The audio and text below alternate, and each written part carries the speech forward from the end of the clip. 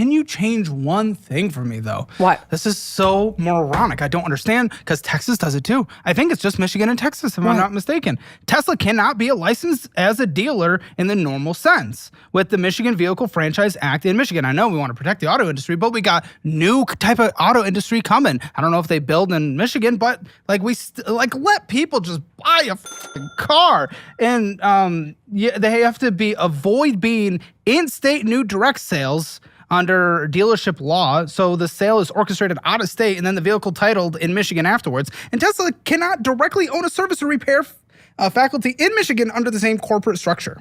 Tesla. It's so stupid. It's really stupid. It would take an act of the legislature to get it done. So I can't do it unilaterally. I will say this, though. There's no shortage of Teslas driving on Michigan roads. Yeah, but it has to be an order out of state. We have to do this in, like, if I buy the Cybertruck, which... Who would do that? Well, I love my ex. I'm just saying. I love my ex. Cybertruck, not for me. But if I were to buy them, they're made in Austin. It gets like shipped out of state, then back in. It's really silly. That's weird. It's just like, why is the government like picking, well, I guess is going like full old school, like Obama era, winners and losers. Because you kind of are. You're picking like the old school dealership. Why is it the law in Texas? That is weird. I don't know. But in Michigan too. Yeah, well, I think the big three.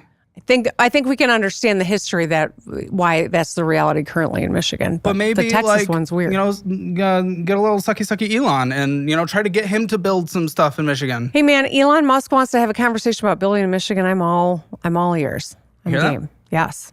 Come on in. Why would you go anywhere else? 50% overcast of the year. Depression. I can't do it. I cannot do it. Now, student loans in the country.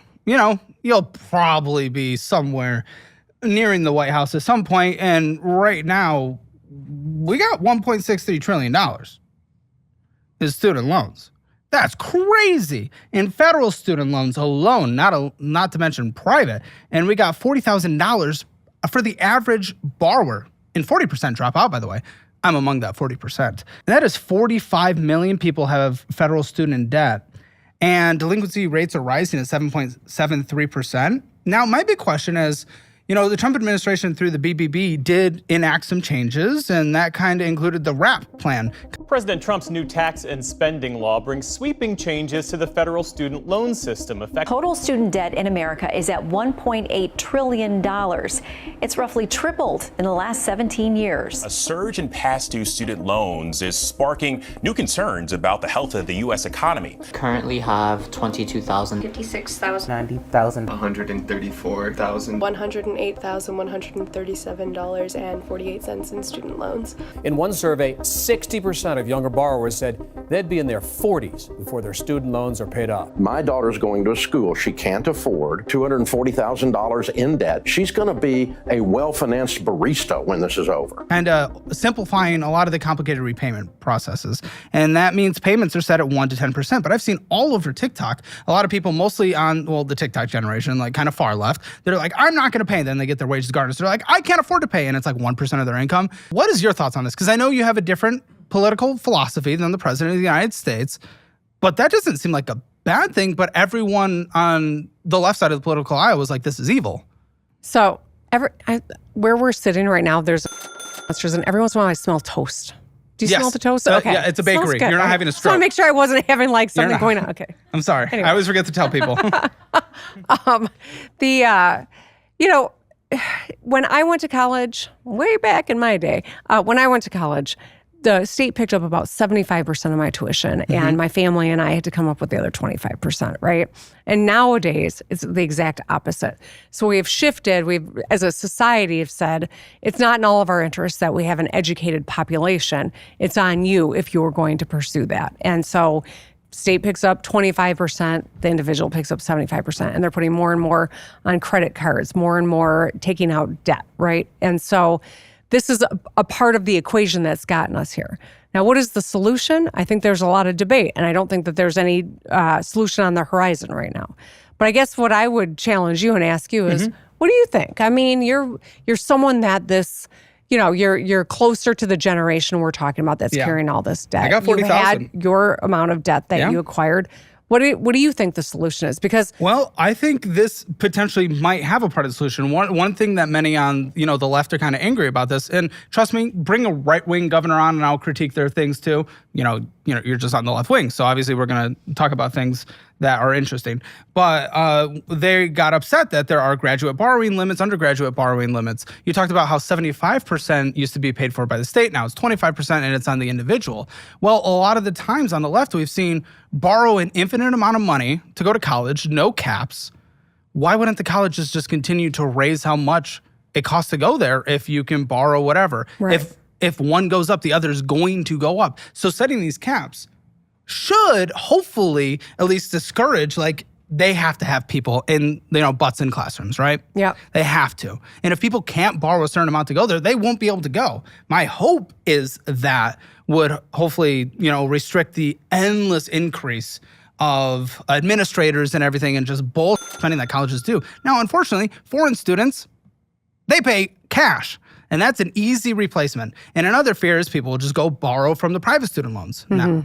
So, but I think what was kind of confusing to me is the solution, I haven't heard a solution on the left other than just keep raising what people can borrow forever. And of course the schools are always going to just say, well, can I have more money then? Because you can borrow more. did you, when Biden supported, had his writing off debt plan, how did that hit you? I wouldn't have qualified at that time. Actually, I think I may have due to my previous year tax return. I was qualified for a smaller forgiveness, and I'll take free money. I'll take free money, but it wasn't a solution. It was nothing long term. It helps a select group of people that have already gone to school, but it doesn't help anyone in the future because it didn't address the actual issue. Right. It was interesting to me, as I talked to people in Michigan, people who did take out debt but had paid it off, who were so salty about the fact that someone else who hadn't paid off their debt could get it written off. Yeah, it was kind of interesting.